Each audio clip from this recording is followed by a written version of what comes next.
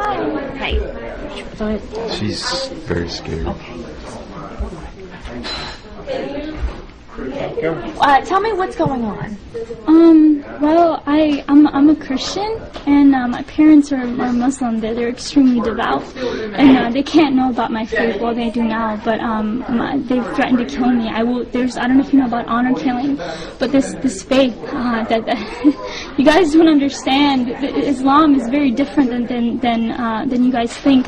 They have to kill me. My blood is now halal, which means that because I am now a Christian, I'm from a Muslim background.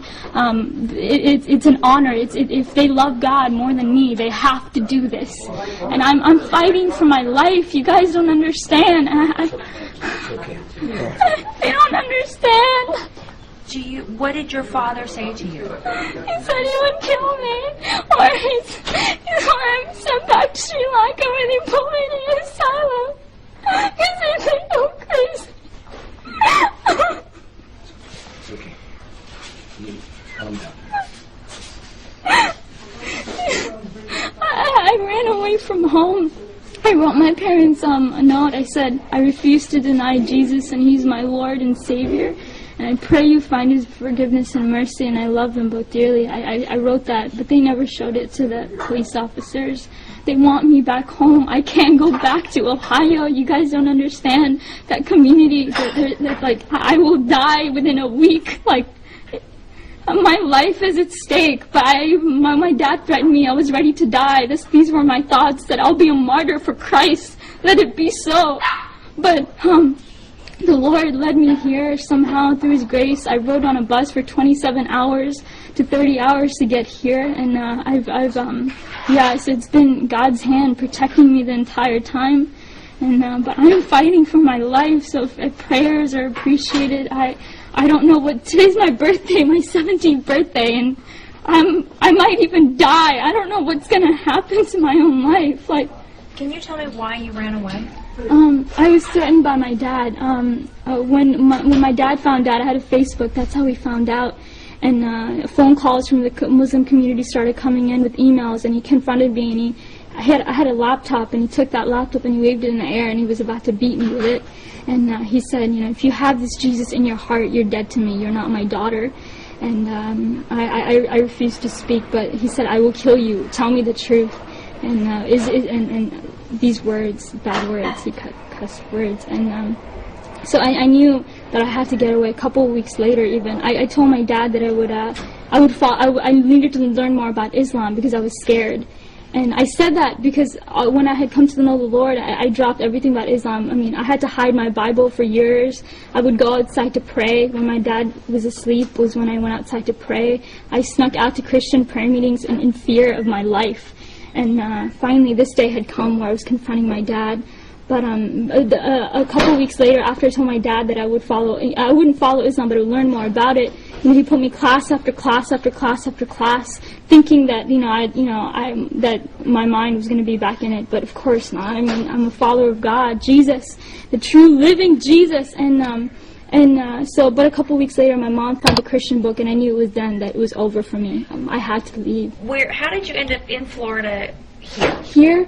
What happened is that night I had to leave, so I left that Saturday night, was it? It was Saturday night in the morning. I left to go to a friend's house, and I asked her, I begged her to take me to church. I needed to get to church. I needed to pray. I needed to seek the Lord to know what to do. And so that entire day from 7 in the morning to late at night, I prayed and prayed and prayed, and finally I was able to get a ride back home to the person's house. And then I stayed there Sunday night, because my dad was coming back home from his trip that night.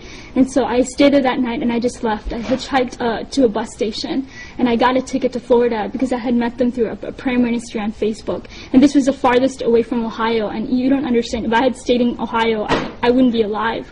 And so I was able to do that, and I called them from on the bus. I used random, nice people there that I was able to talk to, and I used their phone to call them, and then I came here. Here I am. Has there been any type of killings at all in your family? Have you ever seen anything like that? I'm not sure, but in 150 generations in my family, no one has known Jesus. I am the first one. So imagine the honor in killing me.